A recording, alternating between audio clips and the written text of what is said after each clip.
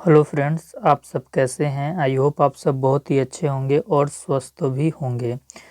दोस्तों, आज के इस वीडियो में हम बातचीत करने वाले हैं कि जो स्टूडेंट्स हैं उनका काफ़ी टाइम सोशल मीडिया पे बर्बाद हो जाता है। होता क्या है कि वो पढ़ने के लिए बैठते हैं और फिर सारा काम कर लेते हैं लेकिन पढ़ाई नहीं कर पाते हैं।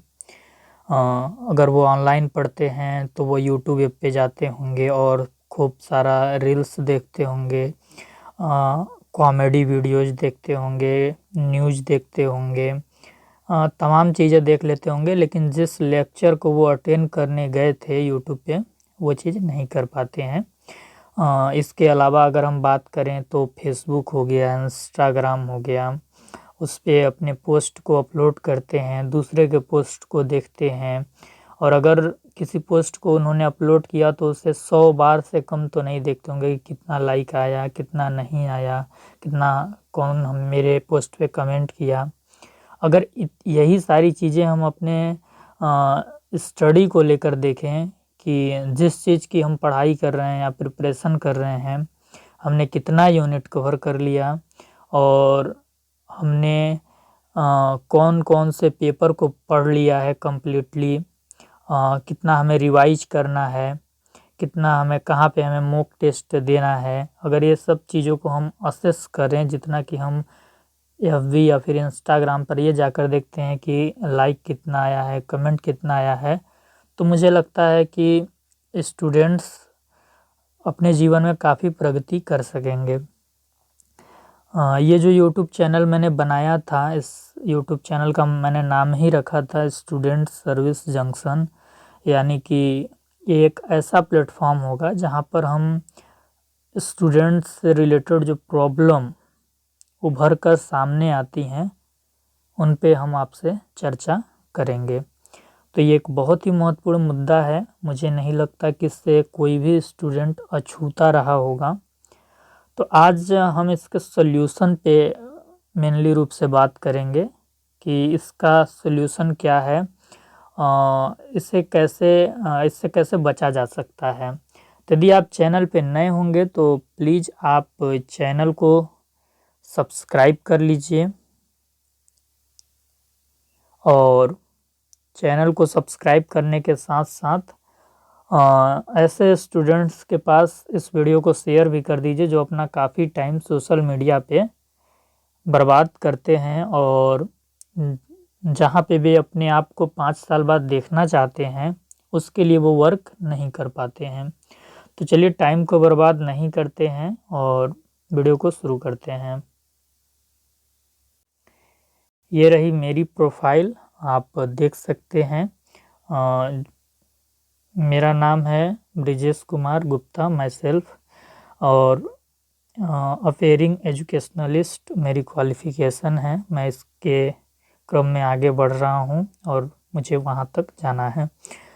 और मैं स्टूडेंट रह चुका हूँ। Guidance and counselling in school एक पेपर होता है आपका, जब आप टीचर ट्रेनिंग कोर्स करिएगा बीएड या फिर एमएड, तो उसमें एक पेपर होता है guidance and counselling in school, विद्यालय में निर्देशन और परामर्श। तो मैं उसका विद्यार्थी रह चुका हूँ। तो मैं जो स्टूडेंट्स से रिलेटेड प्रॉब्लम इमरजेंस होती हैं उस पे मैं बात कर सकता हूँ, मुझे लगता है, क्योंकि मैंने उस चीज़ की पढ़ाई की हुई है।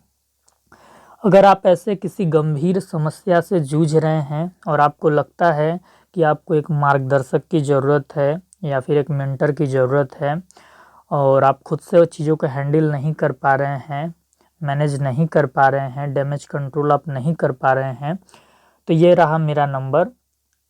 आप मुझसे एक बार बात कर सकते हैं अगर आपकी समस्या गंभीर है और आप डैमेज कंट्रोल नहीं कर पा रहे हैं।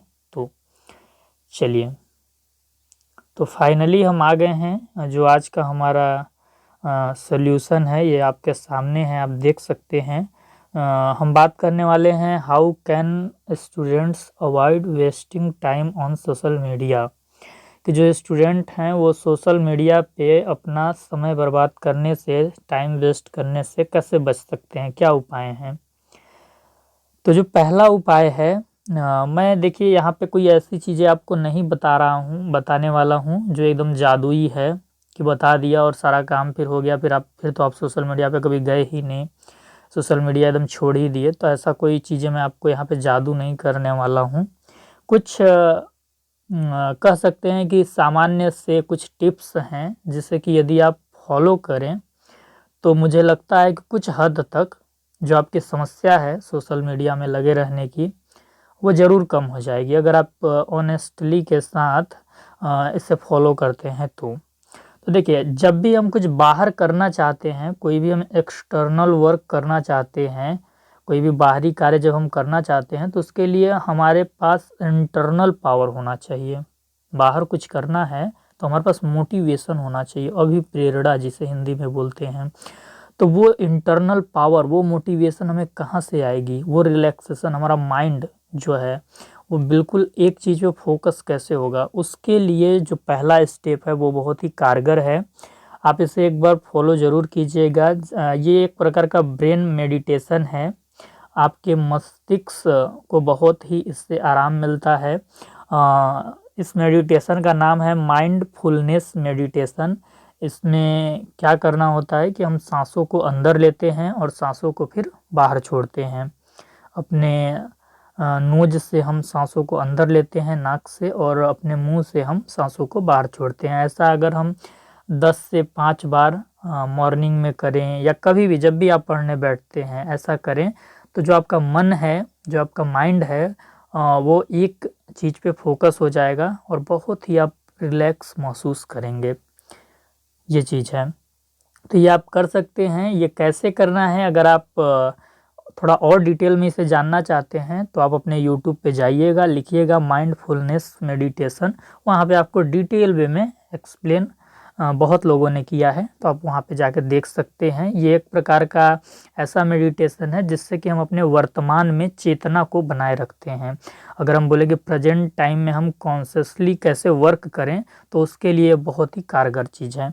चलिए, दूसरी जो चीज़ है, दूसरी चीज़ हमने ब्रेन मेडिटेशन की बात कर ली। देखिए, किसी भी कार्य को करना है तो हमारा जो मानसिक स्थिति है जो हमारी, वो बिल्कुल ही बैलेंस्ड होनी चाहिए, और उसके बाद हमारी जो शारीरिक स्थिति है, जो हमारी फिजिकल कंडीशन है, वो भी बिल्कुल बैलेंस्ड होनी चाहिए, संतुलित होनी चाहिए।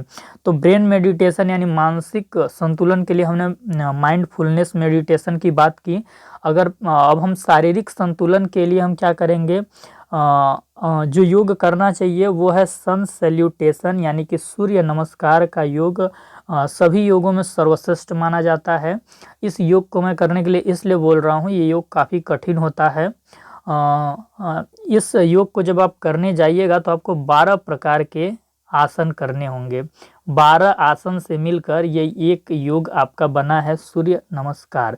तो इसमें आपका जो टोटल बॉडी है वो पूरा मैनिपुलेट हो जाती है और इससे काफ़ी फ़ायदा मिलता है। मन पे नियंत्रण हो या फिर विचारों पे नियंत्रण हो, बॉडी पे नियंत्रण हो, वो सारी चीज़ें इससे पॉसिबल हो जाती हैं।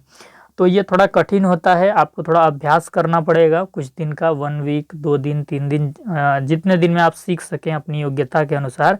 बट आपको ये फाइनली सीखना ही होगा। अगर आप अभी नहीं सीखते हैं तो आप जब अपने वैवाहिक जीवन में जाएंगे या फिर आगे जाएंगे तो आपको ये चीज़ सीखनी ही पड़ेगी, क्योंकि तभी आप स्वस्थ रह सकते हैं। ये बहुत ही महत्वपूर्ण चीज़ है और ये चीज़ आपको करनी पड़ेगी। चलिए, अगर मान लीजिए कि अभी आपको ये चीज़ नहीं आती है कि सूर्य नमस्कार कैसे किया जाता है, और आपके पास प्रॉपर उस टाइप का इन्वायरमेंट नहीं है, कहीं आप बाहर में हैं या फिर वैसा जगह सही नहीं है, तो आप नॉर्मल एक्सरसाइज भी कर सकते हैं।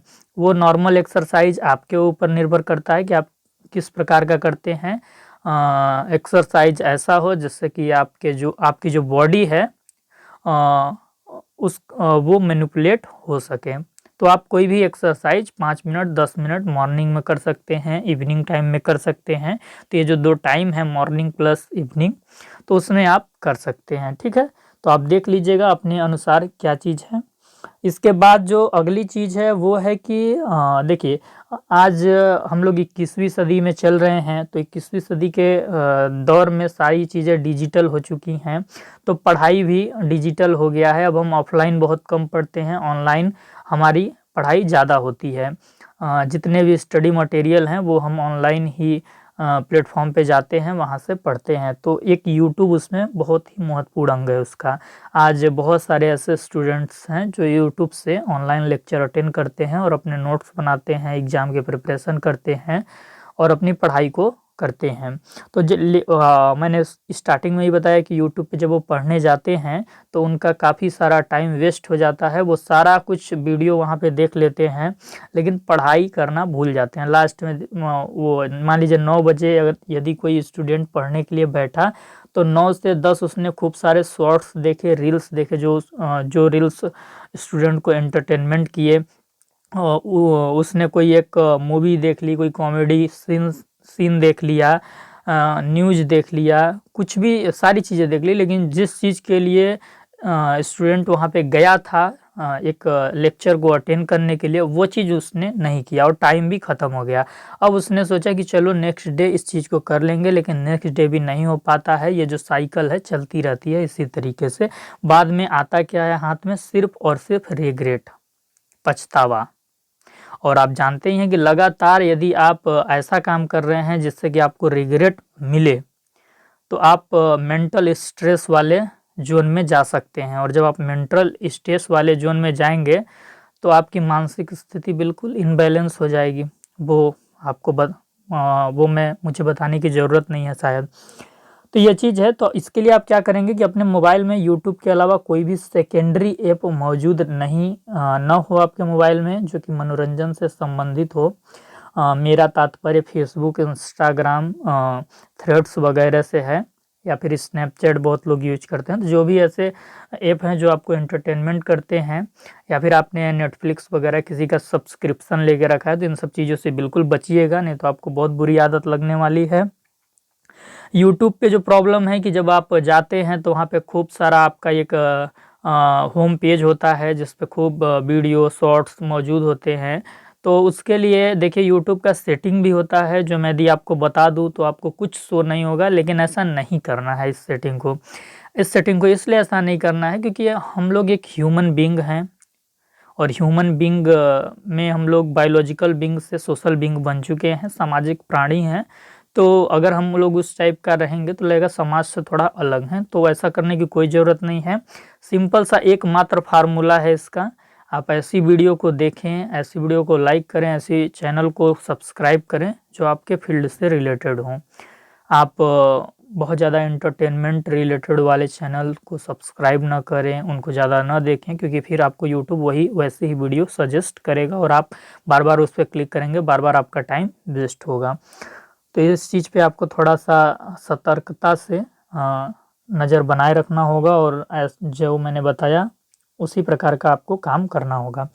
जो चौथी चीज़ है, वो चौथी चीज़ क्या है कि हम लोग क्या करते हैं कि हमारे पास आधा घंटा भी टाइम फ्री मिलता है या 1 घंटा मिलता है पढ़ने के बाद, हम लोग जैसे ही खाली होते हैं तो हम लोग क्या करते हैं कि ऑनलाइन अभी पढ़ाई की और जैसे ही छोड़े फिर ऑनलाइन कोई वीडियो देखने लगे, कॉमेडी मूवी कोई भी, जिससे कि हमारा मनोरंजन हो सके। तो मोबाइल चला के फिर मोबाइल चलाना, या लैपटॉप यूज करके फिर लैपटॉप यूज करना, तो ये तो प्रॉब्लम वाली बात है। तो मेरा कहने का मतलब ये है कि जब भी आपके पास फ्री टाइम हो आपके डेली रूटीन में पढ़ने के बाद, तो आप अपने पास कुछ बुक्स रखें, कुछ किताबें रखें, उन किताबों को पढ़ें। उससे आपका पर्सनालिटी भी डेवलप होगा, और आपको वो किताबें पढ़ने से मनोरंजन भी आपको होगा, यानी कि आपको थोड़ा रुचि बनाना होगा। कुछ दिन आनंद न मिले फिर भी आपको पढ़ना होगा, ज़बरदस्ती प्लेजर न मिले फिर भी, तो धीरे धीरे एक आदत लग जाएगी, और ये आदत अच्छी है। जैसे कि आप अपने पास कोई नॉवल रख सकते हैं, कोई उपन्यास की पुस्तक रख सकते हैं, या फिर आप किसी की बायोग्राफी पढ़ सकते हैं जो आपके फील्ड से रिलेटेड व्यक्ति हों। जैसे कि मान लीजिए कि मैं एजुकेशन फील्ड से रिलेट करता हूँ, एजुकेशन के फील्ड में हूँ, तो मैं डॉक्टर सर्वपल्ली राधाकृष्णन की बायोग्राफी पढ़ सकता हूँ, क्योंकि वो शिक्षा जगत के आदर्श माने जाते हैं। उसके बाद मैं मौलाना अबुल कलाम जो हमारे देश के प्रथम शिक्षा मंत्री थे उनकी हम बायोग्राफी पढ़ सकते हैं। डॉक्टर एपीजे अब्दुल कलाम की बायोग्राफी पढ़ सकते हैं। तो जो हमारे फील्ड से रिलेट करते हों, जिससे कि हमारा पर्सनालिटी डेवलप हो सके, हम अपने व्यक्तित्व में कुछ नया ला सकें, तो ऐसी किताबें आप अपने पास रख सकते हैं। आप चाहें तो लैंग्वेज ग्रामर की कोई पुस्तक रख सकते हैं, भाषा ग्रामर की, इससे आपको बहुत फ़ायदा होगा। जनरली होता क्या है कि बहुत सारे ऐसे बच्चे हैं जिनको या तो ठीक से हिंदी नहीं आती है या तो फिर ठीक से इंग्लिश नहीं आती है। अगर बच्चा बचपन से हिंदी मीडियम में पढ़ा है तो उसका इंग्लिश लैंग्वेज ठीक ठाक नहीं होता है, वो इंग्लिश में इंटरेक्शन नहीं कर पाता है। इंग्लिश में यदि उसके सामने कोई अपनी बातों को रख रहा है तो उसको वो समझ नहीं पाता है। तो अगर हमारे पास खाली टाइम है तो हम लैंग्वेज ग्रामर की बुक्स पढ़ते रहें, रोज़ थोड़ा ही पढ़ें, 20 मिनट 25 मिनट जब भी हम खाली हैं, तो उससे जो हमारा लैंग्वेज है वो काफ़ी उसका स्तर बेहतर हो सकता है। और जब हम किसी के सामने अपनी बातों को रखना चाहेंगे तो फिर हम उस लैंग्वेज में अपनी बातों को रख सकते हैं जो लैंग्वेज हमारा कमज़ोर था। तो ये एक बेहतर चीज़ है, इसे आपको करना चाहिए, क्योंकि जितने भी स्टूडेंट हैं, अगर इंग्लिश मीडियम के स्टूडेंट्स को मैं देखता हूँ उनको हिंदी ठीक से नहीं आती है, तो वो बिल्कुल अच्छे से बोलते हैं कि मुझे कि ना थोड़ी हिंदी अच्छे से नहीं आती है, इंग्लिश बहुत अच्छे से आती है। अरे भाई शर्म करो, आप हिंदुस्तान के अंदर रहते हो और हिंदुस्तान की पहचान ही हिंदी भाषा से होती है। इंग्लिश तो हमें अंग्रेज दे के गए हैं, ठीक है, भाषा है, हमें कोई मतलब नहीं है, सभी भाषाओं का सम्मान है। इंग्लिश तो हम पढ़ेंगे ही, हमें आती है, बहुत अच्छी बात है, लेकिन अपने देश की ही भाषा का हमें ज्ञान न हो तो ये तो फिर अच्छी बात नहीं है। अपने देश के इतिहास का हमें ज्ञान न हो तो कोई आपको अच्छा बोलेगा क्या? तो अगर आपकी हिंदी ठीक नहीं है इंग्लिश मीडियम वालों, तो आप हिंदी ग्रामर की बुक पढ़ो खाली टाइम में, ठीक है। चलिए, सबसे लास्ट चीज़ क्या है कि प्रॉपर डेली रूटीन आपको डिजाइन करना होगा। डेली रूटीन में आपको क्या होगा कि मेनली उसमें आप कितने घंटा पढ़ेंगे, कौन कौन से पेपर पढ़ेंगे, कौन कौन सा सब्जेक्ट पढ़ेंगे, किस तरीके से पढ़ेंगे, क्या रणनीति होगी, उसका एक खाका आपके पास होना चाहिए, प्रिपरेशन डिजाइन होना चाहिए, जिससे कि आप फॉलो कर सकें। वो रोड मैप के जैसे रोड मैप के जैसे वर्क करेगा। ये आपको एक दिशा मालूम होगी कि मुझे इस दिशा में आगे बढ़ना है, ठीक है। तो प्रॉपर डेली रूटीन आपके पास होना चाहिए और उसे फॉलो करने का प्रयत्न जो है आपके तरफ से जारी होना चाहिए। ऐसा नहीं है कि जब आप एक दिनचर्या बनाएंगे तो उसको आप पूरा ईमानदारी से फॉलो कर पाएंगे, उसमें कुछ गड़बड़ियाँ होंगी, कुछ मिस्टेक्स होंगे। आप जैसे कि आपने कमिटमेंट किया था कि 5 घंटे पढ़ना है, हो सकता है आप पहले दिन 3 ही घंटा पढ़ पाए, पहले दिन 2 ही घंटा पढ़ पाए, तो निराश नहीं होना है। अगर आप आज 2 घंटे पढ़े हैं तो बाकी के 3 घंटे आपको मैनेज करना होगा, एक्स्ट्रा पढ़ना होगा समय निकाल के। और मान लीजिए 1-2 दिन नहीं ही पढ़ पाते हैं तो कोई बात नहीं, जो दिन बचे हैं उसमें कम से कम इसे मैनेज करने का कोशिश कीजिएगा। कहने का अर्थ ये है कि आपके पास एक दिनचर्या होगी तो कम से कम आपको दिशा मालूम होगी और आप कम से कम कोशिश तो करेंगे कि आप उस पे चल सकें, उतने घंटे पढ़ सकें। जब आपके पास कुछ रोड मैप ही नहीं होगा तो फिर तो आप एक खुले सांड की तरह होंगे, आप समझ सकते हैं। जो लोग विलेज से रिलेट करते होंगे उनको पता होगा, जो बैल होता है अगर आप उसको खोल दीजिएगा कहीं भी चला जाएगा, किसी के भी खेत में जाके कुछ भी होगा, किसी की फसल होगी उसको खा लेगा। तो अगर आपके पास दिनचर्या नहीं होगा, आपके पास एक खाका नहीं होगा कि आपको करना क्या है, कितने घंटे पढ़ने हैं, तो फिर तो आप कभी भी बैठ गए, 1-2 घंटे पढ़ लिए, खा लिए, घूम लिए, पी लिए, मैसेज से 1 घंटे बात कर लिए, मूवी देख लिए, तमाम चीज़ें आप करेंगे। और जब भी आप पूरी कॉन्संट्रेट के साथ पढ़ाई नहीं करते हैं तो आपको कोई भी चीज़ याद नहीं होती है, आपके दिमाग में वो चीज़ आप मतलब उस चीज़ को इंटरनलाइज नहीं कर पाएंगे। ये चीज़ आप अपने दिमाग में बैठा लीजिए। आप लोग को लगता होगा कि आपका याददाश्त कमज़ोर हो गया है, तो ऐसा कुछ नहीं होता है। आप पूरे ध्यान से पढ़ाई ही नहीं करते हैं। जब आप टेबल पे बैठते हैं, स्टडी टेबल पे पढ़ने के लिए, तो आपके दिमाग में बहुत सारी चीज़ें चलती रहती हैं और उन्हीं सब चीज़ों के चलते आप जो चीज़ को पढ़ रहे होते हैं वो पूरा आप अपने दिमाग में उस चीज़ को बैठा नहीं पाते हैं। तो ये माइंडफुलनेस मेडिटेशन आप पढ़ने से पहले एक बार ज़रूर करें, मॉर्निंग में भी करें, और जब भी आपको डिस्ट्रैक्शन हो वो आप कीजिए, उससे आपका जो मस्तिष्क है वो एक जगह पे फोकस हो जाएगा।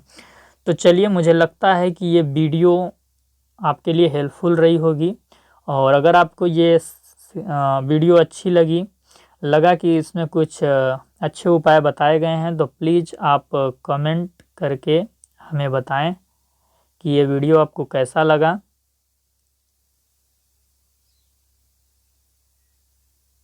ठीक है, जल्द ही हम आपसे मिलेंगे नई वीडियो के साथ, और हम कोशिश करेंगे कि उस नए वीडियो में